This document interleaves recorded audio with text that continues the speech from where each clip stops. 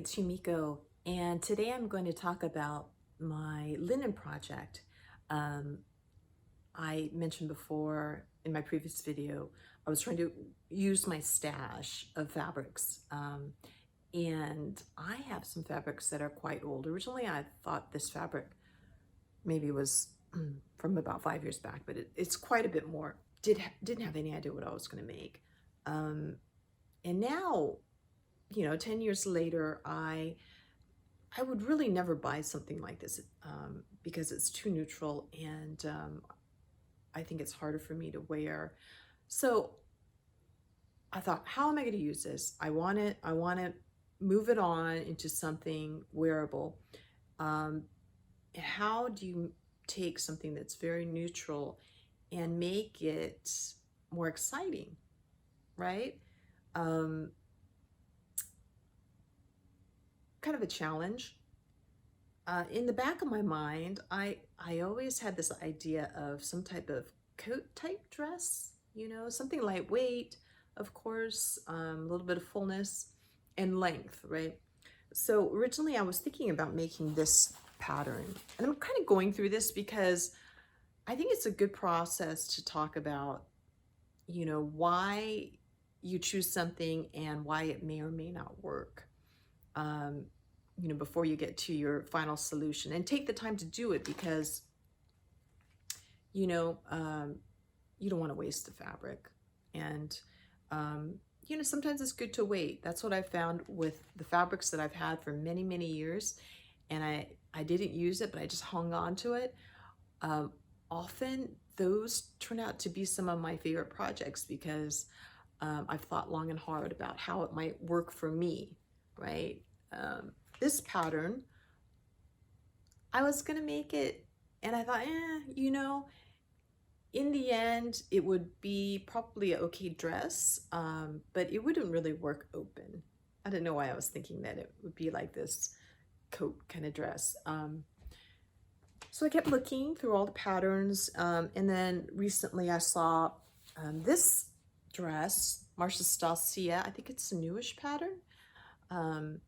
It's a really great design, looks wonderful, like easily wearable, very comfortable, great style.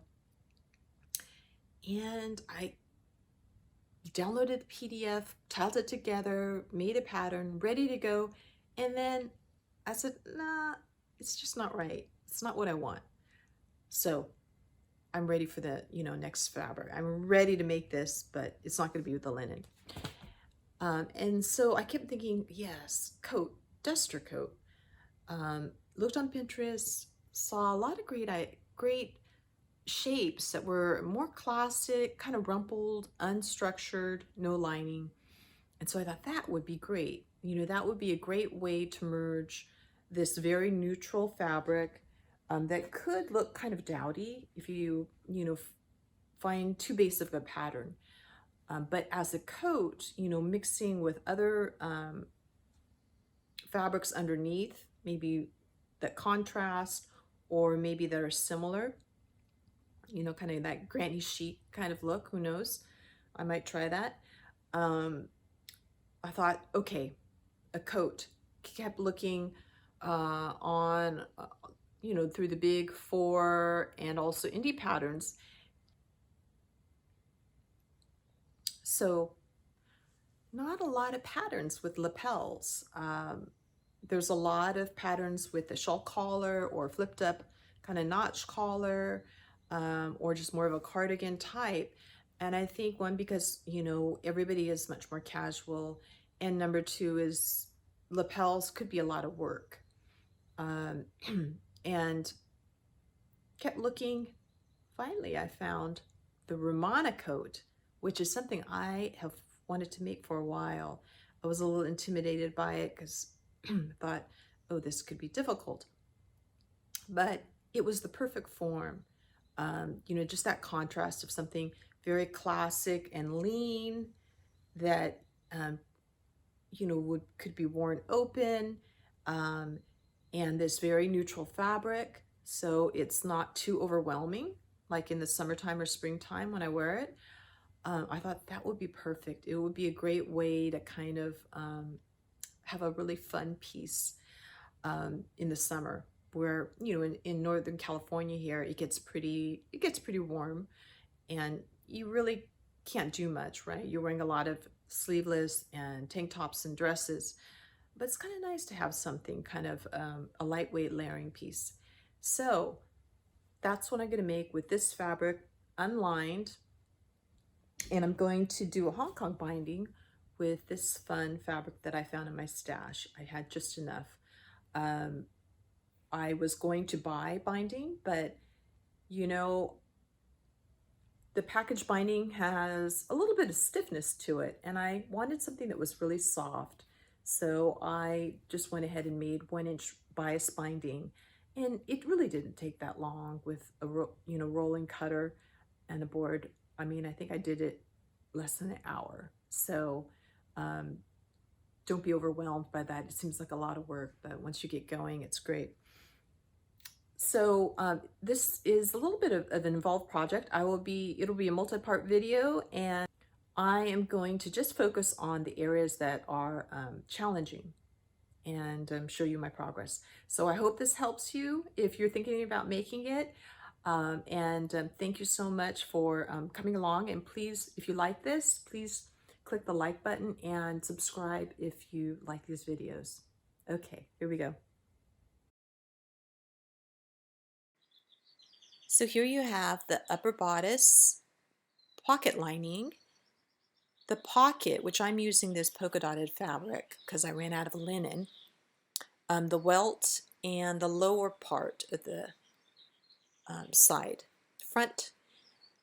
So rather than doing it the way the instructions are written, which is right side on the inside of the pocket, I chose to switch it to the inside of the jacket so that you could see the printed side on the inside, since my coat is unlined. So this is how it's supposed to be, but what I did was I just switched pockets and pause and sewing it so that the right side will be on the inside, like that. I want to point out too that it is 3/8 of inch, 3/8 inch seam, 3/8 inch seam. I can hardly say that, for the welt, the pocket lining, and the rest of the pattern requires 5/8 inch seams. There might be one other area that requires 3/8, so I don't want to be absolute because I haven't gotten that far yet. So interesting, I guess it's not that interesting, but for my jacket, because the fabric was so lightweight, I thought I should possibly need interfacing, and I didn't do anything about it, but as I moved on, I found that it might need it, so I'm going to add some for the welt only. So here you have the pieces sewn together, and now I'm going to attach the lining, and then just make sure it's aligned correctly. There you go. So that's going to sew along with that. The nice thing about the rayon lining is that it just is a little bit more slippery, so I wanted that to hang really nicely.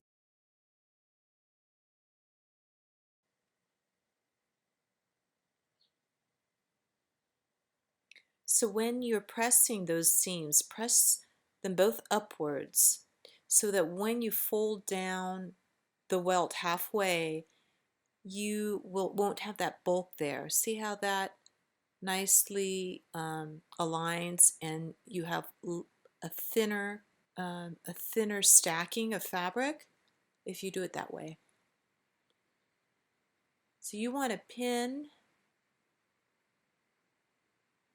those securely and then press it so that you have a crease line where the top of the welt is, because that will be useful when you're sewing the side seams.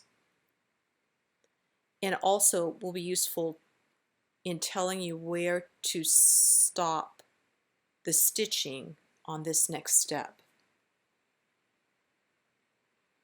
So you're sewing stitching the lining to the pocket only to the top of the welt, which is right there. So I want to talk a little bit about how to treat linen so you get this rumpled look. If this is something you like, it's a really easy way to treat the linen and you get a really nice look. Basically what you do is you use a really hot dry iron on the fabric and then you wash it in hot water and dry it at high heat. And when it's finished, it comes out like this. It's really beautiful, nice, very kind of textured linen that looks great because overall you're not going to get those big wrinkle creases.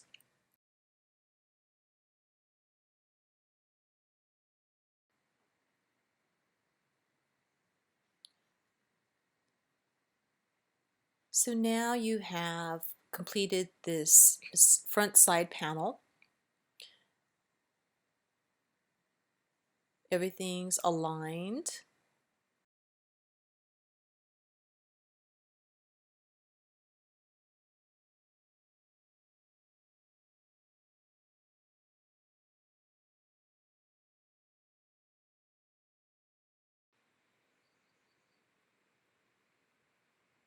So after trimming the 5/8 inch seam to 3/8, you want to stack all of the pieces appropriately so that you have a nice aligned piece, but you will just pin it. It seems like you'd want to baste it, but that would interfere with the attachment of the side seams. So for the front and side attachment, you're going to sew from the top down to the pocket and then from the bottom hem up to the pocket. Making sure to carefully ease and match all of the notches. So the critical point is you're going to sew downward and then stop right there at that top fold of the welt again. And then stitch from the bottom upward up to that point and then back stitch, of course, on both of those. So I used a pin to mark where I need to stop. And then you flip it over and you can see that that pocket and the pocket lining would hang loosely.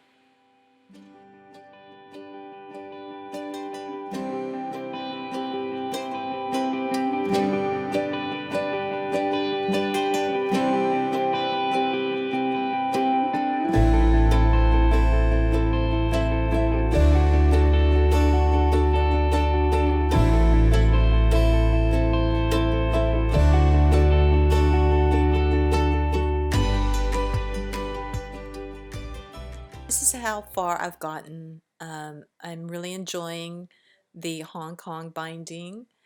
It's a little bit extra work, but I think it's well worth it. So check in again on my other videos and I'll focus on the lapel and other parts. Thanks for joining me.